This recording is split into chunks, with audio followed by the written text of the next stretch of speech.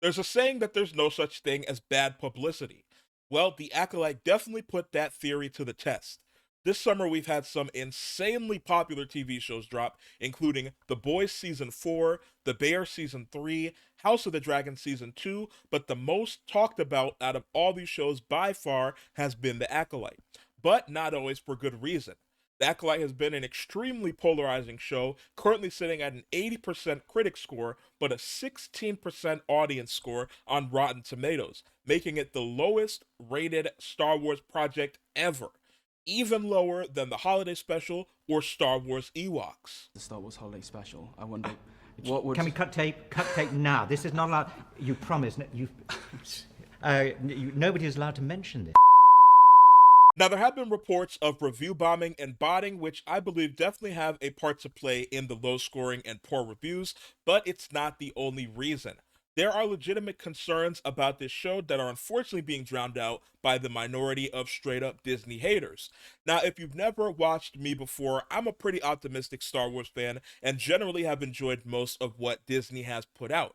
I'm also not some hate monger who cries about Disney being woke all the time, so know that my criticism comes from genuine concern, not just screaming into the void. The Acolyte is mediocre. It's not amazing, but it's not the steaming pile of garbage the audience scores would have you believe. If I had to give it a letter grade, I would give it around a C.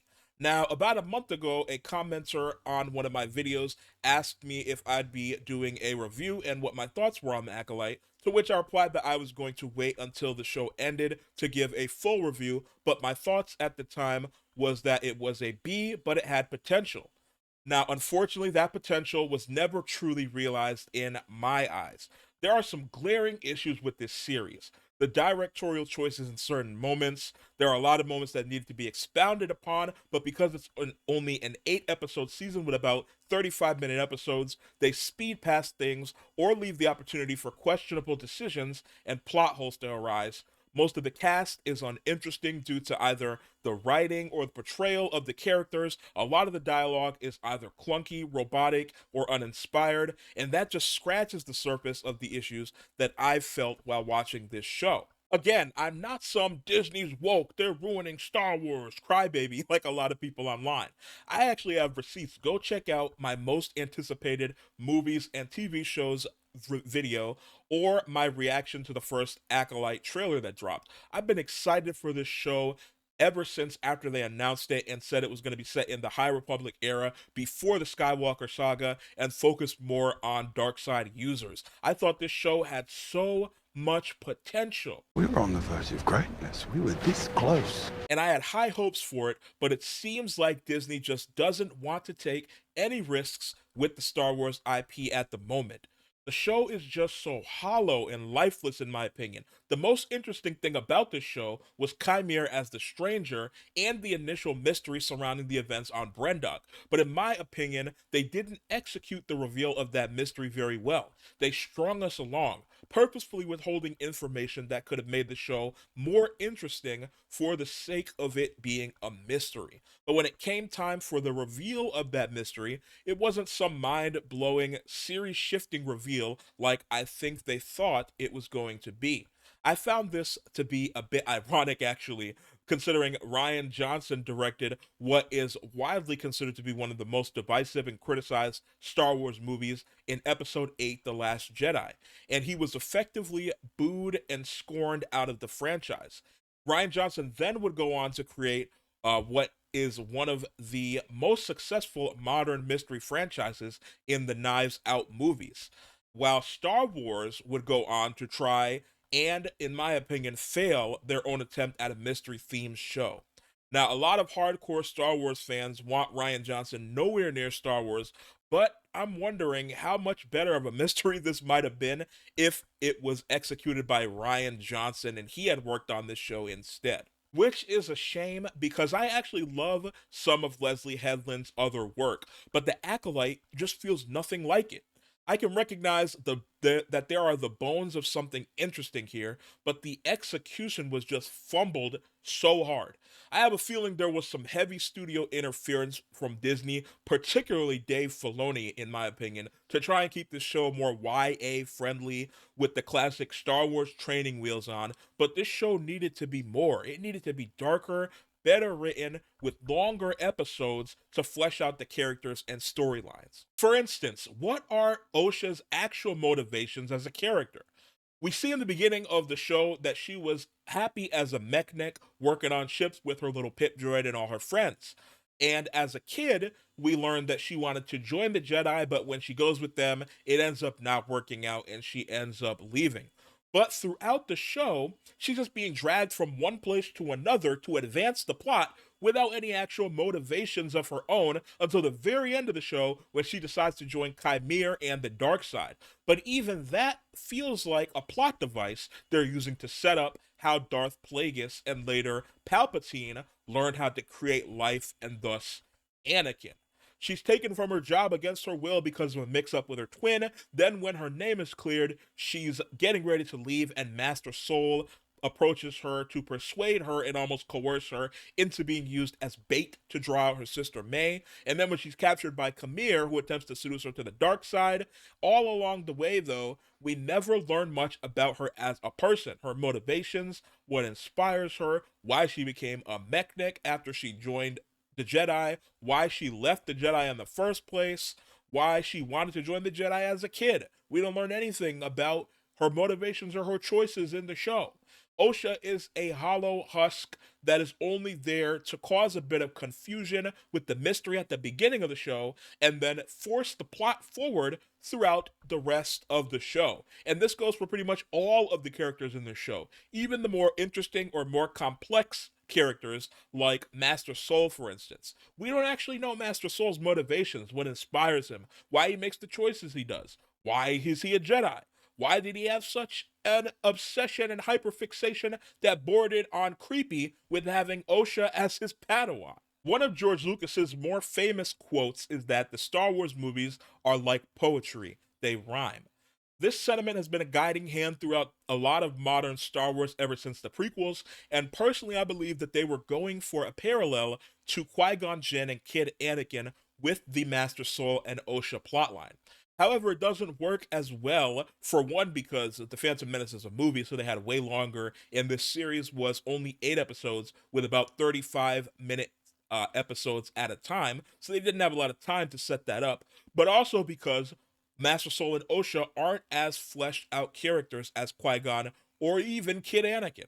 We know Annie's motivations and get a good sense for his character in The Phantom Menace. He's a strong-willed little brat who loves fixing and building things, he loves pod racing, and he has dreams of making it out of Tatooine to fly ships in the stars.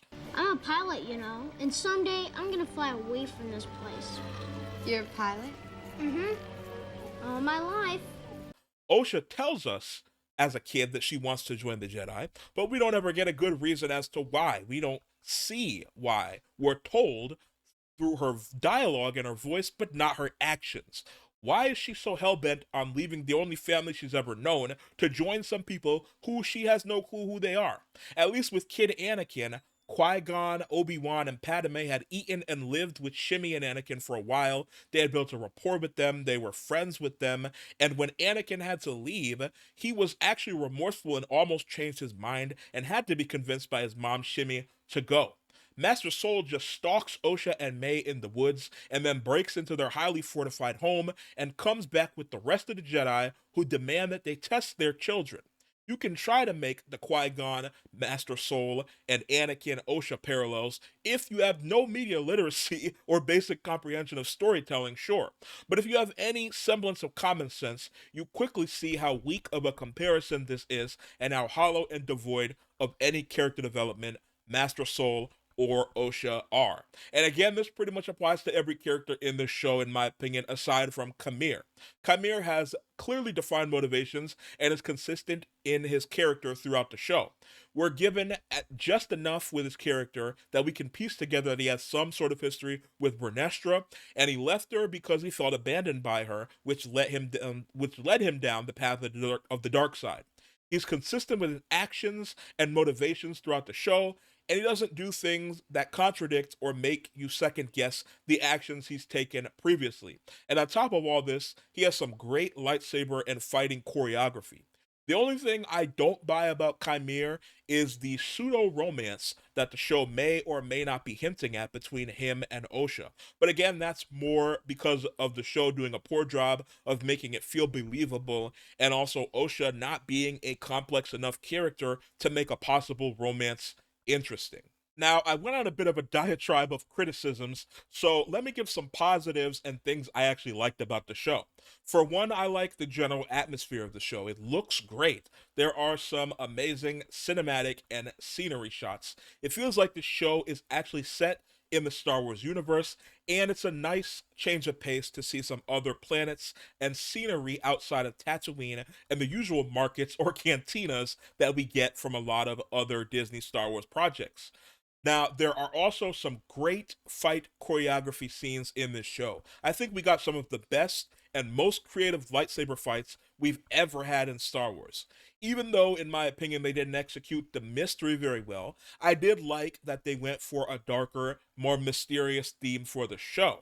And I do like some of the deeper Star Wars lore concepts they incorporate in the show as well, like there being a vergence on Brendok, the legacy run in the Great Hyperspace Disaster from the High Republic novels.